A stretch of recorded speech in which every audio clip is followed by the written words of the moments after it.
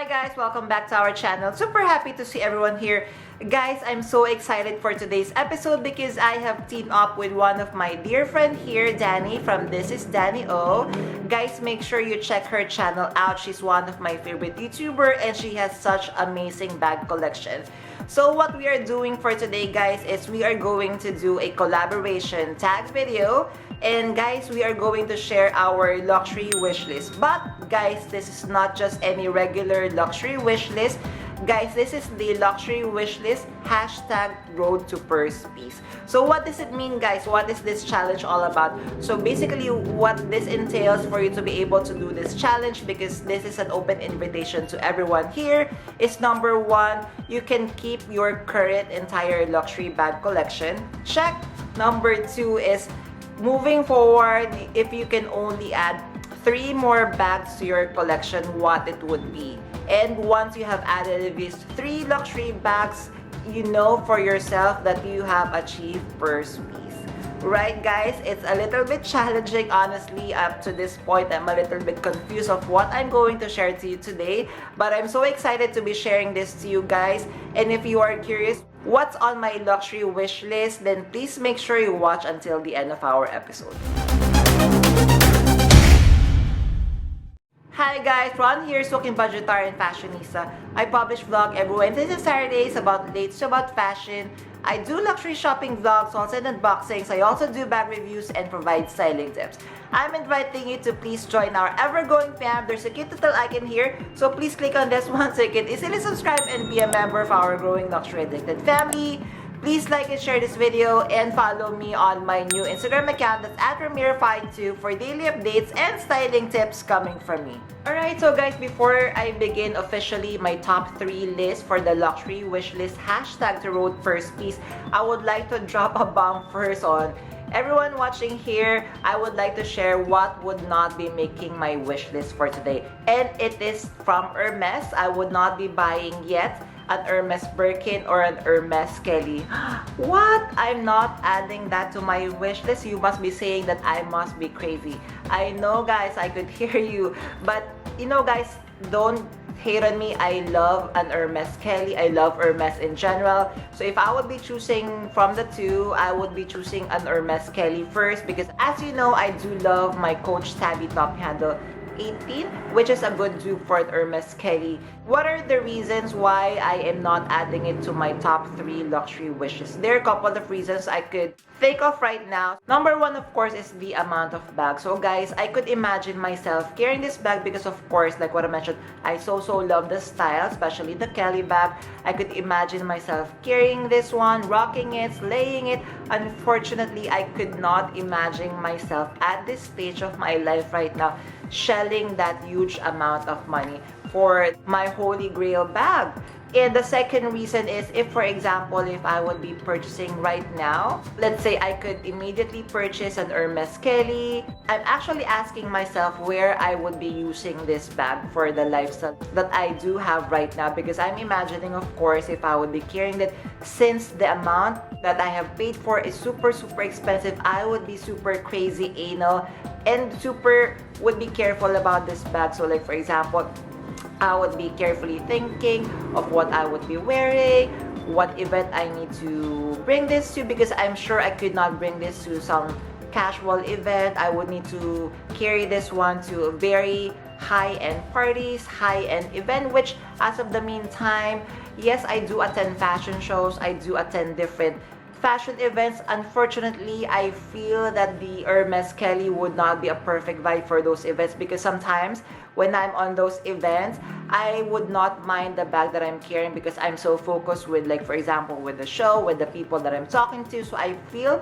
these are the 2 reasons why I would not be purchasing an Hermes Kelly yet. But if for example, if given a chance, I would be adding this to my wish list, maybe I would be parking it on top 4 or top 5. And if I would be choosing, I would want a size either 28 or 30. So guys, please don't hate me. I'm not an Hermes connoisseur. So either size 28 or 30. The color would definitely would be black. And then the leather, this one, I want something really structured so that, you know, I would be able to maximize and use this as much as I could. Alright, my number 3 luxury wish list, it would be Prada crystal bag. Yes guys, I know I'm a little bit late of the game. Unfortunately, I still don't have a blinged out bag in my collection. That is why I'm adding a crystal bag. I have a couple of luxury brands that I have in mind, but I feel Prada has the edge over them. So there are 2 bags that I'm eyeing for the Prada crystal bag. Number 1, of course, is the Prada Galleria bag. And number 2 is their Prada bucket bag. I'm not really sure of the name. I'm going just to put some photos here. So the size that I would be getting, definitely it should be the medium or the largest size of these bags. Then of course, I would want definitely either a silver, but most definitely I would be choosing the gold crystals. So because that is my personality. So what are the reasons why I'm adding a trendy bag to my luxury wish list is because number 1, like as mentioned earlier, I don't have any super blinged out bag in my collection. And honestly guys, every time I would be seeing a crystal bag anywhere else, whenever I go luxury hunting, I would be on awe whenever I would be seeing a crystal bag. Even dupe ones, I would like be amazed with them, and I'm sure the Prada crystal bag would be very beautiful. That is why, although yes, this is a super bling up bag, I would say want this to be very useful in my lifestyle. That is why as much as possible I would want the medium to large size, because I would want to be able to carry this bag. I know it is a party bag, but definitely I would want to carry it with me, like for example on a whole day errand event, or I would want it to transform from a day bag to an evening kind of bag. Alright, so for my luxury wish list number 2, guys, this is a little bit controversial, but it is from Louis Vuitton. It is the Alma BB or the Alma PM. Yes guys, so I know I have mentioned before that I would not be purchasing the Alma from Louis Vuitton is because it doesn't hold the resale value on the pre-love market. I guess guys, I was wrong, because now guys, it is one of my dream bag. And guys, OMG, I'm sure you have watched my previous shopping episode from Louis Vuitton. I was able to achieve one of my dream bags there. So what Alma bags that I would want to choose? Initially guys, definitely I would want to have the classic monogram, but I am afraid of the vachetta. That is why I'm so lucky I was able to order a custom Louis Vuitton Alma PM in the My LV World Tour. I'm so excited guys. I would be getting it really soon, and I would be sharing it to you. And the next would be an Alma PM, because I could really imagine and see myself in this very beautiful size, the Alma PM. It would be good for an everyday kind of bag for me. And of course, if I could get it in a very special piece, if I could order the Alma PM in the My LV World Tour, then definitely I would be getting it. Or if not, the May Bean would also be perfect. But if for example in the future, if Louis Vuitton would be relaunching or would be releasing an Alma in the PM size, then definitely I would go for it. So guys, what changed my mind from me not purchasing an Alma PM or a Louis Vuitton Alma, but now adding it to my luxury wish list, hashtag the road purse piece? So guys, I would like to defunct, because I've been hearing on YouTube, they are saying, even myself, I've said before that these kinds of bag doesn't hold their value on the pre-love market. I was wrong guys, because in my experience, maybe this is what everyone is seeing, the Almas that are going for very low on the pre-love market are mostly the vintage ones. So you would realize that this is a vintage bag. So number 1, if it doesn't have any forefeet at the bottom of the bag, and of course, like for example, most of the vintage bag would not come complete. I believe, I'm not really sure, but most of the vintage bag that I'm seeing on the pre-love market doesn't come with the clochette anymore. So most of the time, they would not have the keys and the padlock. But if you are going to check, even on Fashion File, the newer bags of the Almas, the Alma PMs, the Alma BBs, even the Monogram and the Dame Ebin, the value is still holding up. So guys, honestly, this is not the only main reason why I love now the Alma PM and the Alma BB, because number one, this is a classic style of Louis Vuitton. I'm sure everyone's already familiar, and I'm sure I would be very, very happy if it would stay on my collection. Like for example, I would be purchasing it now, and then 20 years, 30 years after, I would still be looking at this bag the same way I am looking at right now. I would still be in love with it. Her style would be classic, and she would be forever in my collection. That is why I was very careful, guys, in choosing my very first Alma BB. I have to make sure that she is very unique, she is very different, and definitely I would be able to incorporate her on my lifestyle. I feel I would be able to use her most of the time.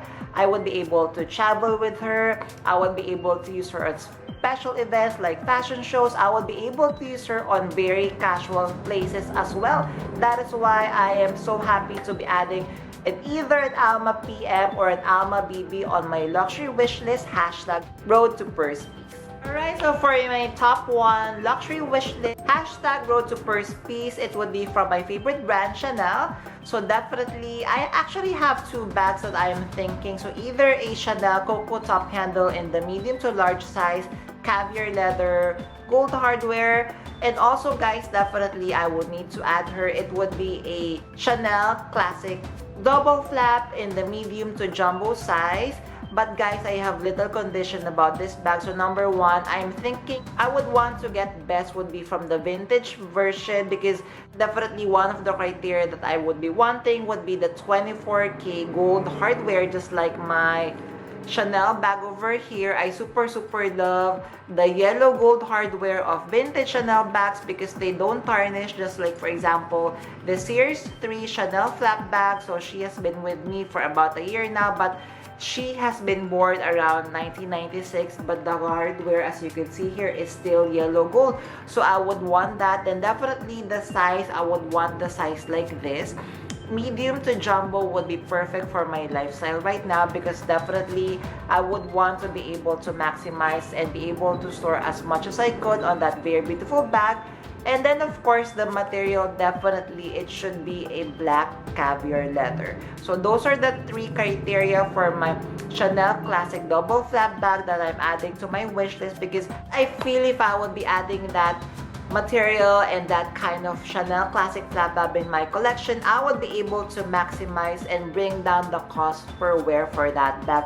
Just like for example this bag, I'm super happy with this bag. I so love her. This is always one of my top 3 choices whenever I would be going on, because she is very easygoing. And if for example I would be getting a vintage bag, definitely I would want her condition to be in a pristine condition, either a 9/10 or a 10/10. I don't mind paying a little bit of premium, but of course definitely I'm sure the prices would be better compared to me buying directly from the Chanel boutique, which is super expensive. And one advantage of, you know, a pre-loved bag, a vintage bag, since she has been worn and she has been loved already, then I would not be super afraid of carrying her. Yes, I would still be very careful, but I would not be crazily obsessed and be superly baby the bag. Just like for example, I would be shelling out $10,000 for a brand new Chanel bag. So she would be perfect in my lifestyle. I feel that I would be able to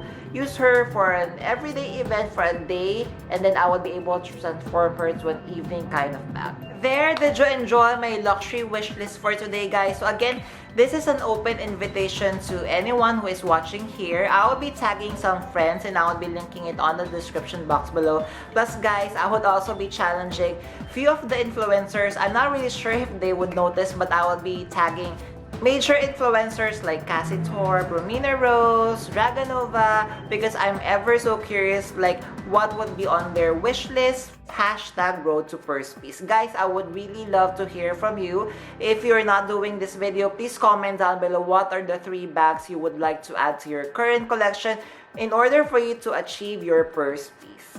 So again guys, before we end our episode, I'm inviting you to please join our ever-growing fam. There's a cute little icon here, so please click on this one so you can easily subscribe and be a member of our growing Luxury Addicted family. Please like and share this video and follow me on my new Instagram account that's @Ramiro52 for daily updates and styling tips coming from me.